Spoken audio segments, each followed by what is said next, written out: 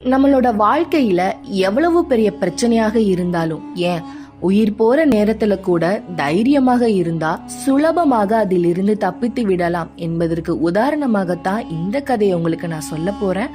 வணக்கம் and welcome to life secrets. உங்ககிட்ட பேசிக்கிட்டு இருக்கிறது சாரா. வாங்க கதைக்குள்ள போலாம். ஒரு நாட்டின் மன்னர் காலையில் எழுந்தவுடன் சூரியனை பார்த்து வணங்குவதை வழக்கமாக வைத்திருந்தார். வழக்கம் போல் ஒரு நாள் சூரியனை வணங்குவதற்காக சாளரத்தை திறந்த பொழுது அவருடைய கண்களுக்கு ஒரு பிச்சைக்காரன் தென்படுகிறார். இதனால் வெறுப்புற்ற மன்னர், சி, காலையில் இவன் முகத்தில் முழிப்பதா என்று வேகமாக முகத்தை திருப்புகிறார். அப்பொழுது எதிர்பாராத விதமாக அருகில் இருந்த சுவற்றில் மன்னருடைய நெற்றி பட்டு ரத்தம் வருகிறது.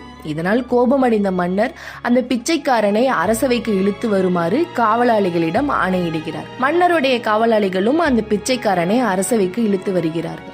அப்பொழுது மன்னர் அந்த பிச்சைக்காரனை கை காட்டி, இவனால் தான் காலையில் எனக்கு இரத்த காயம் ஏற்பட்டது, இவனை தூக்கில் இடுங்கள் என்று ஆணையிடுகிறார். அதற்கு அந்த பிச்சைக்காரன் அரசவையில் அனைவருக்கும் முன்னிலையில் சத்தமாக சிரிக்கிறார். இதனால் கோபமடைந்த மன்னர், பிச்சைக்காரனே, உன்னை நான் தூக்கிலிட சொல்கிறேன், நீயோ சிரிக்கிறாய், உனக்கு என்ன சித்தம் கலங்கி விட்டதா என்று கேட்டாராம். அதற்கு அந்த பிச்சைக்காரன் சற்றும் தயங்காமல் மன்னரை பார்த்து சொன்னாராம், மன்னா, காலையில் நீங்கள் என் முகத்தில் முழித்ததால் உங்களுக்கு இரத்த காயம்தான் ஏற்பட்டது.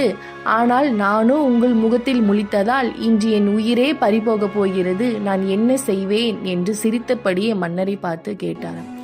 அதற்கு மன்னர் எதுவும் பேசாமல் தலையை கவிழ்த்து கொண்டாராம். பின்பு தன்னுடைய தவறை உணர்ந்து அந்த பிச்சைக்காரனையும் விடுவித்து விட்டாராம்.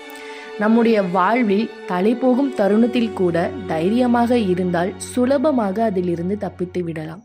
தைரியம் என்பது தன்னம்பிக்கையின் மறுபெயர். நம்மளுடைய வாழ்வில் எவ்வளவு பெரிய பிரச்சனையாக இருந்தாலும் அதை தைரியமாக கையாள வேண்டும் என்பதை இந்த கதையின் மூலம் உங்களுக்கு நான் சொல்லிக்கிறேன். இதே மாதிரி ஒரு சுவாரஸ்யமான குட்டி ஸ்டோரியோட மீண்டும் வந்து உங்களை சந்திக்கிறேன். அதுவரைக்கும் உங்களிடமிருந்து விடைபெறுவது சாரா. நன்றி, வணக்கம்.